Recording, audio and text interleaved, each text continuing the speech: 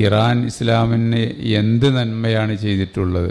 1979 പട്ടാള വിപ്ലവത്തിലൂടെ ഇറാനിലെ അധികാരം പിടിച്ചടിച്ച ആയത്തുള്ള ഖുമൈനി അധികാരമേറ്റതിന് ശേഷം ആദ്യം ചെയ്തത് തൻ്റെ വിപ്ലവത്തിന് സഹായിച്ച സുന്നി പണ്ഡിതന്മാരെ കൊലപ്പെടുത്തുകയായിരുന്നു.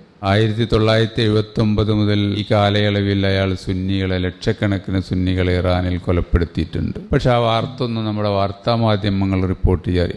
1983 മാത്രം സുന്നി യുവാക്കളെ അകാരണമായി ജയിലിലിടുകയും ആ ജയിലിലിട്ട യുവാക്കളെ 30,000 ചെറുപ്പക്കാരെ തൂക്കിലേറ്റുകയും ലോകത്ത് ഏറ്റവും കൂടുതൽ മനുഷ്യരെ തൂക്കിലേറ്റുന്ന രാജ്യം ഇറാനാണ്. ആ മനുഷ്യർ സുന്നികളാണ്.